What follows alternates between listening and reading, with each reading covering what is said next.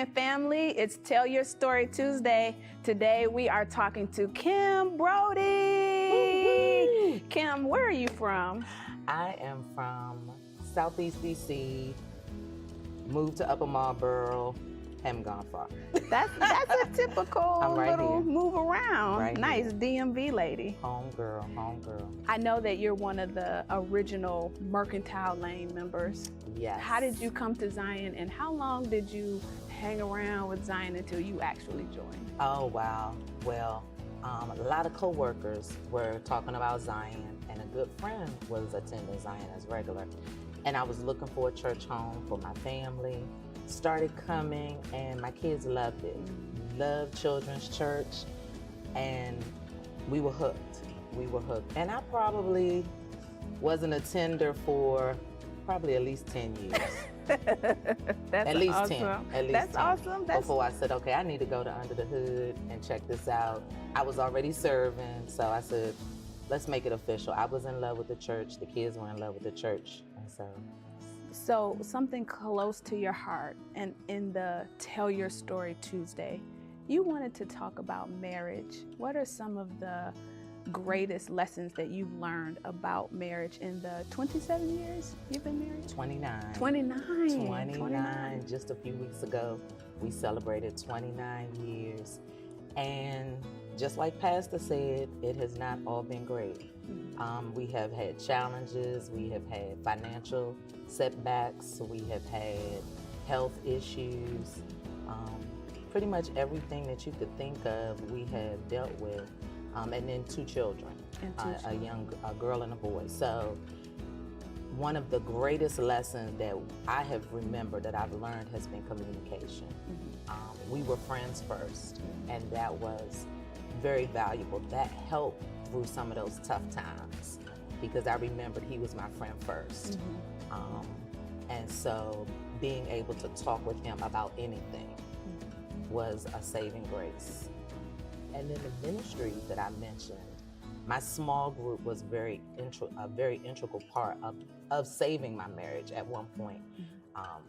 There were some times when it was really, really rocky, really, really bad, and I did contemplate leaving, but my small group held me together and prayed with me, gave me scriptures, books to read, I could call on anytime.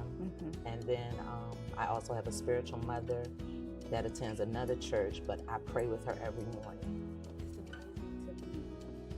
Now, after we've had several guests for Tell Your Story Tuesday, and everybody says in their journeys, in their walks, that there were other people, other Christian people really there to help and support them. Yes. So that's really cool that we're hearing more about the community and the circle, Yes. the mentorship, the people who have walked ahead of us that can Yes. now help us along. But I want to ask you now, so you and your husband, because there are so many marriages out there that are still struggling and people are fighting to keep it together, contemplating leaving. What do you all do to keep it on track and keep going, to rebound when it gets hard again? We have in the past attended marriage counseling, and that was a big turning point for us because we were able to look back at our beginning before we were married to find out what made up each person. Because a lot of the expectations that I brought into the marriage came from my past, and I didn't even put the pieces together until I was able to have someone else interject that in and kind of have me look at it in a different way. And then I was able to see my husband's background and what he brought into the story, into our marriage. And that is how he was made up. And so from that point on, we were able to move forward. And so we had exercises that we did together as a couple and individually. You told me that you were inspired by the War Room movie, and you actually have a prayer closet. Yes. What are the scriptures hanging up in your prayer closet? Yes. Your anchor. My anchor.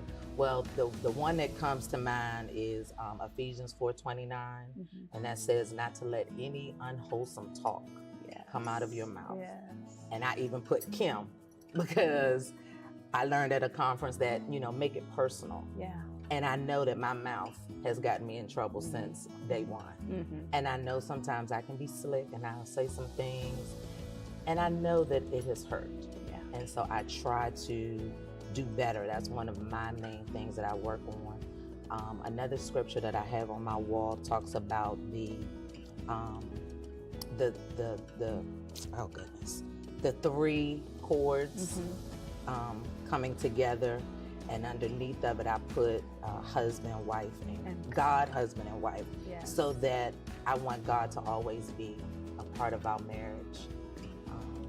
And then I have other papers that I've found at different workshops about marriage, about myself. That was another thing that really has helped in our marriage is we both took time to work on ourselves, yes. so that we could be a better person for our mate. Awesome.